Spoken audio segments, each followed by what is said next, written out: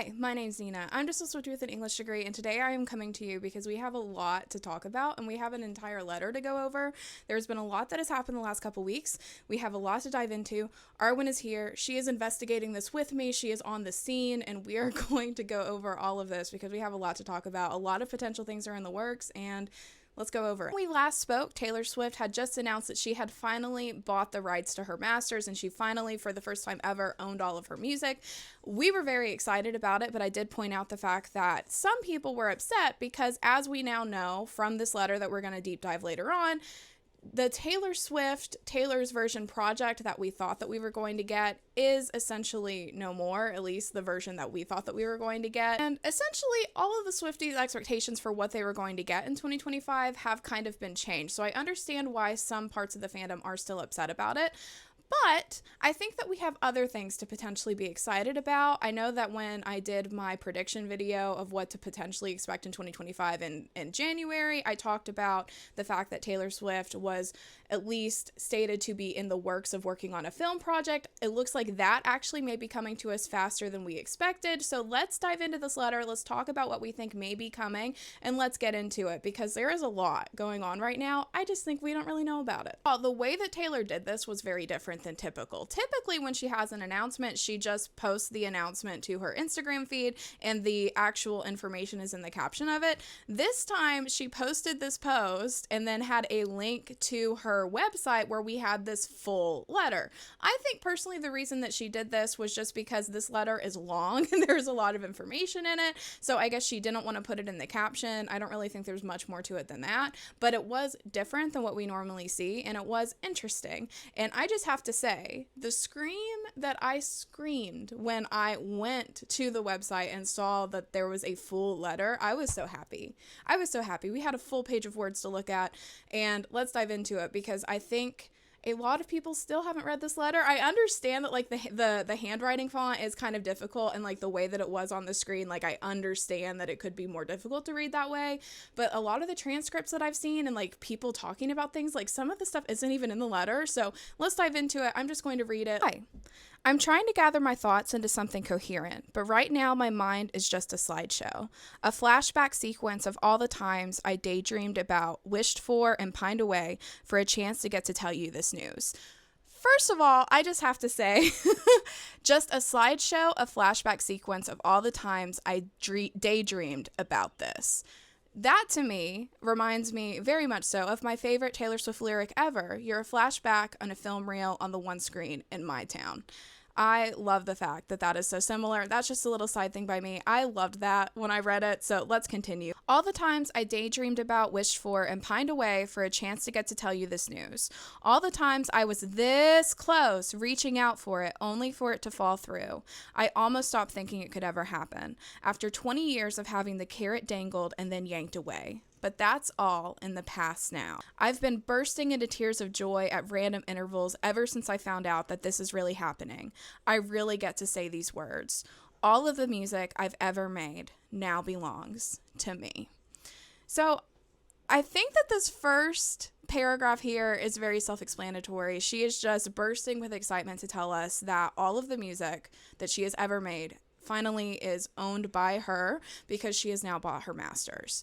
And I also would not be doing my due diligence if I did not point out the fact that when she said that she was this close, that she used 12 eyes. I do think that that is important because I think TS12 is possibly coming sooner than we think. So let's talk about it some more. All of the music videos, all of the concert films, the album art and photography, the unreleased songs, the memories, the magic, the madness, every single era, my entire life's work. To say this is my greatest dream come true is actually being pretty reserved about it. To my fans, you know how important this has been to me, so much so that I meticulously re-recorded and released 4 of my albums, calling them Taylor's Version. The passionate support you showed those albums and the success story you turned the Eras Tour into is why I was able to buy back my music. I can't thank you enough for helping to reunite me with this art that I have dedicated my life to but have never owned until now. I just have to say, I think that paragraph is the reason why a lot of people now see the Eras Tour as a crowdfunding project, and I did just look it up. It looks like she did become a billionaire October of 2023, which was after the first summer of the Eras Tour, so Take from that what you will. I think she probably could have been able to afford it without us, but you know, it's interesting. All I've ever wanted was the opportunity to work hard enough to be able to one day purchase my music outright with no strings attached, no partnership, with full autonomy. And I just want to say that is a very important point. Now, Taylor was given the option to buy her masters when she was with Big Machine. But the issue was that they did not give her autonomy. They did not give her the deal that she wanted. They essentially said that she could earn back the rights to her albums one at a time. They put strings on it. She didn't want strings on it. And just because you are given the option to buy your music in a way doesn't mean that it's a good option. I will be forever grateful to everyone at Shamrock Capital for being the first people to ever offer this to me. The way they've handled every interaction we've had has been honest, fair, and respectful. This was a business deal to them, but I really felt like they saw it for what it was to me, my memories and my sweat and my handwriting and my decades of dreams. I am endlessly thankful. My first tattoo might just be a huge shamrock in the middle of my forehead. I personally found that line funny. Personally, I found it funny. No, I know. What about Rep TV? Full transparency, I haven't even re-recorded a quarter of it. The Reputation album was so specific to that time in my life, and I kept hitting a stopping point when I tried to remake it. All that defiance, that longing to be understood while feeling purposefully misunderstood, that desperate hope, that shame-born snarl and mischief. To be perfectly honest, it's the one album in those first 6 that I thought couldn't be improved upon by redoing it. Not the music or photos or videos, so I kept putting it off. There will be a time, if you're into the idea, for the unreleased vault tracks from that album to hatch. I've already completely re-recorded my entire debut album, and I really love how it sounds now. Those 2 albums can still have their moment to re-emerge when the time is right, if that would be something you guys would be excited about. But if it happens, it won't be from a place of sadness and longing for what I wish I could have. It will just be a celebration now. So, that is the paragraph where she discusses what is likely going to happen with Reputation Taylor's version. And as you can see, she essentially says that while the vault tracks may be released and have their time, Reputation Taylor's version as a whole likely is not going to happen. I take this from her where she essentially says that she couldn't re-record it, that she's recorded a quarter of it at this point. I do not take from that she is going to attempt to re-record any of the songs that she has not re-recorded. I would assume that the snippets that we already have, the Look What You Made Me Do, I think we also have Ready For It. I would assume that those songs are going to be on whatever she releases with the vault tracks. I would imagine that likely those would be a Taylor's version because we do know that she has recorded those. But any new ones, any ones that she hasn't re-recorded at this point, I do not see that she is going to make an attempt to re-record them. I do not think Reputation Taylor's version is going to be like any of the other albums that we get. It may just be like a Reputation Deluxe version where she just like adds on some vault tracks, adds on some Taylor's versions. We don't really know yet what that's going to look like. It does, though, look like we will be getting a Taylor Swift debut album, Taylor's version. I would imagine, just from my guesstimation, and I talked about this also in my prediction video that I made in January, was I've always thought that it makes far more sense for her to release Taylor's version, debut, in 2026, because that is 20 years from 2006 when Taylor Swift was released. So I think that is what makes the most sense. I would strongly state that now, knowing that Reputation Taylor's version is not going to happen, I would anticipate that debut Taylor's version will be released next year as a 20th anniversary celebration. That's just what I think. Extremely heartened by the conversations this saga has ignited within my industry among artists and fans. Every time a new artist tells me they negotiated to own their master recordings in their record contract because of this fight, I'm reminded of how important it was for all of this to happen. Thank you for being curious about something that used to be thought of as too industry-centric for broad discussion. You'll never know how much it means to me that you cared. Every single bit of it counted and ended us up here. Thanks to you and your goodwill, teamwork, and encouragement, the best things that have ever been mine finally actually are. Elated and amazed, Taylor.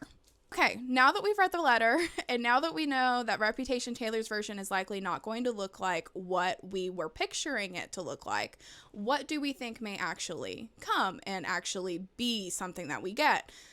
I know there are divisive feelings about the Swiftologist, but he did just recently post that he has some insider knowledge stating essentially that the screenplay for the upcoming film that we talked about in my prediction video back in January. Something else in 2025 that I really hope that we find out more about is Taylor's directorial debut.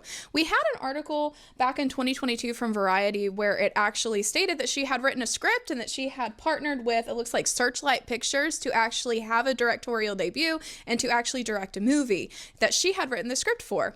When I tell you that I am salivating for something, it's that.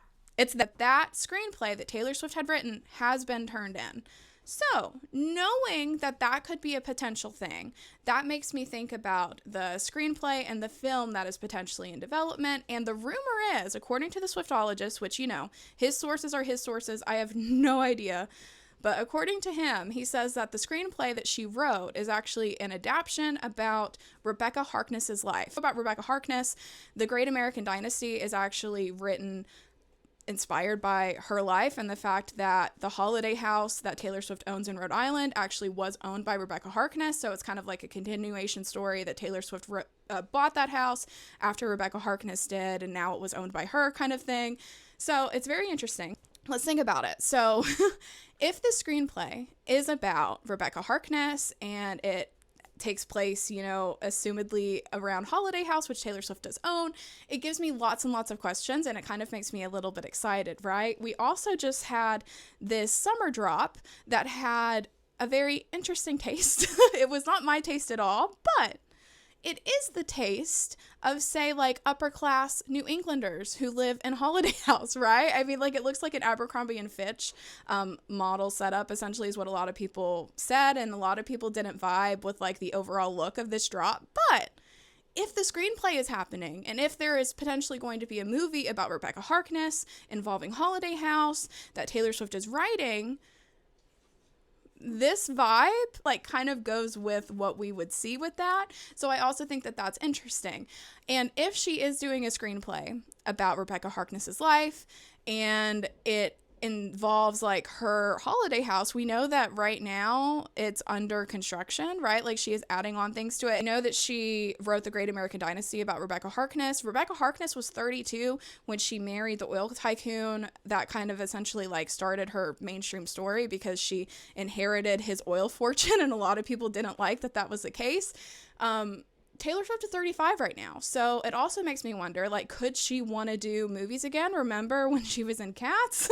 Remember when she was doing The Giver and when she was in The Lorax and she was like really trying to get into the films for a minute? What if she is trying to do that again? What if she wants to play the part of Rebekah Harkness in her story that she wrote the screenplay for? I could see it happen. I'm just saying. I obviously have no idea, but I could see it. And now knowing that the story that she is writing is about Rebekah Harkness, and knowing like the fact that she does seem very interested in her specific story, I could see it be a thing. You guys remember when she was obsessed with the Kennedys? This could be a new type of Kennedy for her. It was the last great American dynasty. You know what I mean? Like, this could make sense. So I'm just bringing it to you. Let's talk about it. What do you guys think? Do you guys think that it is possible that we could be getting a screenplay about Rebekah Harkness? Okay, side note for a second, because I really want you guys' opinion on this. What do we think the movie is going to be called, okay? Do we think it's going to be called The Last Great American Dynasty? And I was thinking maybe like Marvelous Rebekah, although I don't know that she would copy Rebekah because a very, famous book is titled Rebekah. What do you guys think? What could the movie potentially be called? Let's brainstorm in the comments. Also, other possibility with this Abercrombie and Fitch, for lack of a better word, like vibe with this summer collection release is that could be TS12 vibes, right? But we don't really know that yet. I kind of hope not. Like, I don't know, like the vibe with this summer collection was just like not for me at all. It's also like just reminds me of like how much I kind of like hate the fact that Taylor is like right now wearing like only designer things that cost thousands and thousands of dollars. I miss the girl that was wearing Free People, that was like just wearing regular t-shirts and stuff. So like this collection was completely lost on me. And honestly, if TS12, sure that lyrically I'll probably love the music, but like the whole like era vibe, that wouldn't be me. That wouldn't be me. I just wouldn't vibe with it. So that is a potential.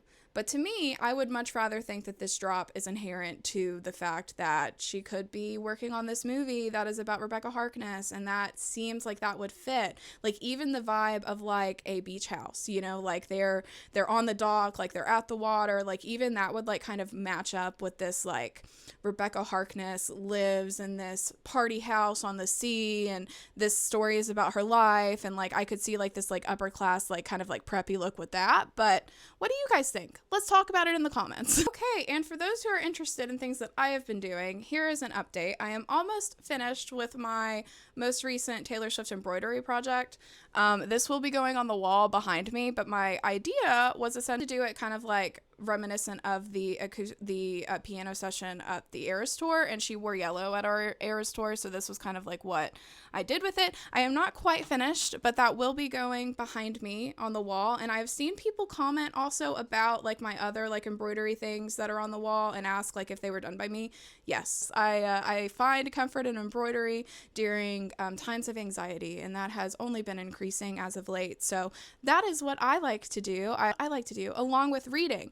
And reading, I actually was sent a book that, oh my goodness, I've been so excited about this for years. I was sent Bury Our Bones in the Midnight Soil by V.E. Schwab. I actually went and saw V.E. Schwab in Atlanta back in, I think it was 2022 or even 2023, and she was writing this book, and she explained it as her vampire lesbian romance, and I want to read everything by V.E. Schwab. If you have not read The Invisible Life of Addie LaRue, I can't. You have to read The Invisible Life of Addie LaRue. I was going to the book tour for The Invisible Life of Addie LaRue, which is when I got to speak with V.E. Schwab about this book, but loved it. Absolutely recommend everything by V.E. Schwab. If you guys have any questions or any like other bookish things that you want to know, definitely let me know. But of course, always let me know of any lyrical deep dives that you want me to look into too. I also want to talk about what's going on with Sabrina Carpenter's music as well with her upcoming album, and talk about kind of the controversy with that. So let me know if you have any thoughts on that below. I will see you guys very soon. Bye.